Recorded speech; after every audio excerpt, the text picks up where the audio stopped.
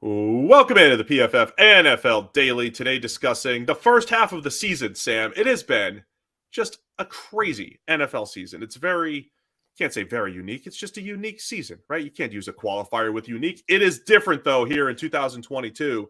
Scoring's down, games are closer than ever. My preseason picks and every game that I pick is terrible, and I blame the NFL in this unique season. So, let's look back here. 9 weeks in, what are the biggest surprises here so far in the 2022 season? I think there's really two of them, and they're related. They're either side of what was arguably the biggest trade of the offseason or the biggest move of the offseason. Russell Wilson looking terrible. The Denver Broncos thing, it's just not working. You look at that situation, whether it's Nathaniel Hackett, whether it was Russell Wilson, the whole combination, you're like, this is a disaster. And they're kind of stuck with it for a while because of the contract that they extended Russell Wilson with. And then the flip side of that coin is in Seattle with Geno Smith. Like, Geno Smith is a top 3 graded quarterback in the NFL right now. The Seahawks are winning games. They're looking playoff bound. This was a team that looked like it was in full rebuild mode once they traded away Russell Wilson, who had been the thing that was dragging the Seattle Seahawks to respectability for the last 2 years. Like, let's not revise history here and sort of relitigate and decide that actually, you know what, Russell Wilson was a passenger and Pete Carroll was the guy driving this whole thing forward.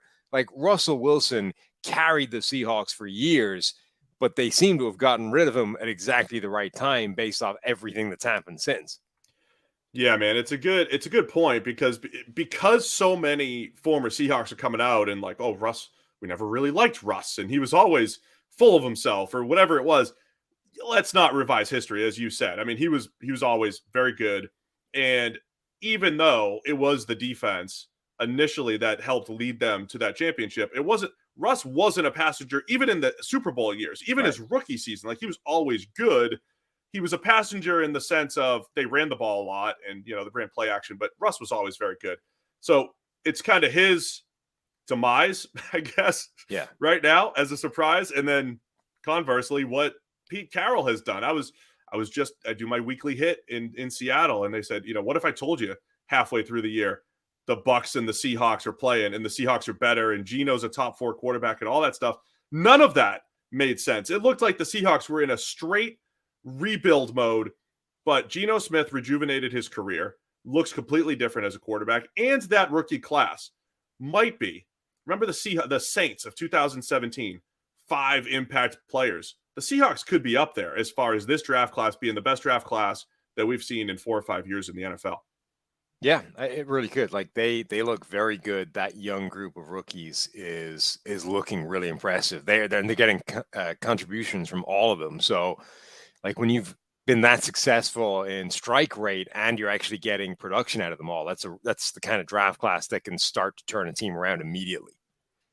I want to speak a little bit higher level in the NFL here, Sam. With offense being down so much, it's not as simple as defenses are playing too high coverages. They're doing that a little bit, but I think the way defenses are playing, there are some teams who are uber aggressive from a blitz standpoint. I think we're seeing some teams playing physical, just being physical with receivers and stretching the rules as much as possible. Year after year, it felt like offenses are getting better and better. The NFL is making rules that make it easier for offenses to get better. But this year, defenses have fought back. And I think that is part of the variance that we're seeing. I think that's part of seeing the teams like the Giants and the Jets and the Seahawks, just different teams with top records. Is it less of a QB-driven league now because defenses are playing better, playing differently, and kind of bringing the talent level back toward the center? So it's not just, hey, if you have a top 8 quarterback, you're going to be one of the best teams like it has been in the last 20 years. No, I think it's still very quarterback driven, but it's just changed the dynamic of how the quarterbacks are driving it. Like, before, it was just whoever the best quarterbacks are and the most capable and the most consistent and able to deliver those big time throws down the field. Those are the guys who are going to lead the offenses to success. Whereas now it's like, well, actually, all of a sudden it's which offenses are functioning, like which systems are able to work and actually defeat some of these defenses. And, Tua Tagovailoa is one of the top graded quarterbacks in the NFL, one of the best statistical quarterbacks in the league. because the Miami offense is cooking. Like Miami's offense is one of the few in the league that isn't having any kind of problems and seems to have the answer to everything that's thrown their way. So Tua is all of a sudden driving this whole thing forward. And, we can debate sort of who gets the credit between Tua and Mike McDaniel and Tyreek Hill and the offensive line's improvement and all the changes in Miami. But we've already seen when he missed time that it is very different when Tua isn't there. Like Teddy can't do this and Skylar Thompson can't do this. So Tua is driving this thing, even if even if other quarterbacks would be able to as well. And I think you're seeing a similar thing with, Geno Smith. Like Geno Smith is playing at this really high level and he is driving the Seahawks, even if that just didn't seem sensible or likely heading into the season. Picture it, Sam. Your kicker's lining up for an onside kick. The chances of regaining possession are slim. The stakes are high. Tension's higher. Your pulse is racing. He kicks it, bounces high, and you're just waiting. You make every play feel this exciting with DraftKings Sportsbook, an official sports betting partner of the NFL. And their unbeatable offers right now, new customers can make any $5 NFL bet and get $200 in free bets if your team wins. Check it out. In addition to the usual bets, everyone can boost their winnings with DraftKings stepped-up same-game parlays, and you can throw down on those stepped-up same-game parlays once per game day all season long. So download the DraftKings Sportsbook app now. Use promo code PFF to get $200 in free bets if your team wins. Just place a $5 bet on any football game only at DraftKings Sportsbook using the code PFF. Minimum age and eligibility restrictions apply. See show notes for details. Obviously, other surprises have to be just record-wise. The Jets sitting here at 6-3, the New York Giants at 6-2. We already mentioned the Seahawks, but both New York teams, we liked their draft. We liked their drafts, at least. Maybe not everybody did. We liked the players that they brought in, but did we expect the Jets to turn it around this quickly? I still don't completely believe in the Giants because they're another team. They felt like a rebuilding team, but because of the variance that has been created this year, I believe, that's how they've started to win some games. Yeah, I think three very surprising positive records are the Jets, to a lesser extent, the Giants definitely, and the Minnesota Vikings at 7-1. Like the Vikings were supposed to be the second team in this division behind the Packers.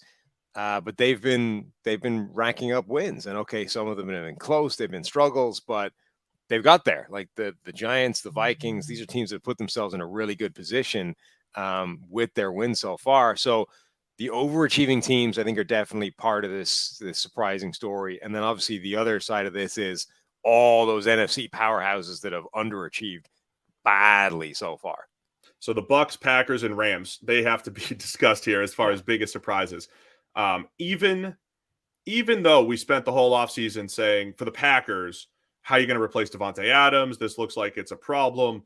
I wasn't expecting 3-6. Certainly was not expecting a team halfway through the year, maybe thinking about having a top 10 pick in the next quarterback. They're going to play Dallas this week, maybe fall to 3-7, and this thing might be over. So I wasn't expecting that. Again, same thing with the Bucks. Didn't expect their offense to struggle.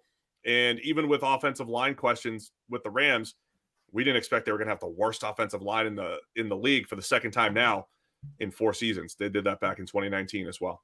Yeah, and potentially gets worse than that for Green Bay. I mean, they have Dallas, then they have Tennessee, then they're away to Philadelphia, then away to Chicago, all of a sudden, who are resurgent and actually dangerous. Like, this could get ugly for Green Bay. And you're right, that's the shock. We expected the receiving core to be a problem, but it was the kind of problem that would stop them winning a Super Bowl, not stop them getting back to the playoffs. Like, it was Green Bay is going to get back to the playoffs. They'll probably win the division comfortably. That's when they'll run into trouble. When they have to beat the best teams in the NFL, they might not have enough with this receiving group. But it's been so bad that they can't beat anybody. Like, they are struggling, and everything is bad for them right now. All right, so it's about the biggest surprises of the first half of the season. All of those are good. They're all very good surprises. We're all surprised by all the things we just listed for the first 9 minutes of this show. But the absolute winner for the biggest surprise of the first half of the NFL season is Jeff Saturday got pulled from ESPN to become the new head coach of the Indianapolis Colts. That's it. That's the winner. Yes, that is true. I wasn't expecting the Colts to fall apart this quickly either. True. Yeah. In fact, I think I had them winning the division this year. I thought they would be, I thought the division generally wouldn't be good, but they might be the best of the not good teams and sneak past Tennessee, given the offseason they had. Yeah, they've fallen apart in a hurry. I mean, the offensive line in particular, another one that's just completely fallen to rack and ruin. Obviously, Matt Ryan doesn't function behind an offensive line like that, and then everything else is just collapsed around that. And once it started to go south, the reaction was scapegoats, right? Fire people, make changes, just do anything. And apparently that led all the way to Jeff Saturday taking over. Yeah, just to wrap it up, I think that's a big part of what are we dealing with here in the 2022 season. It's not just because of aging quarterbacks, but the older veteran quarterbacks, the Tom Brady's, Aaron Rodgers, Matthew Stafford's, Matt Ryan's of the world, all of their teams underachieving greatly. So we've got some new teams at the top, younger quarterbacks, and it's making for a fun 2022 NFL season. Let us know, what is the biggest surprise so far from the first half of the season? It's a PFF NFL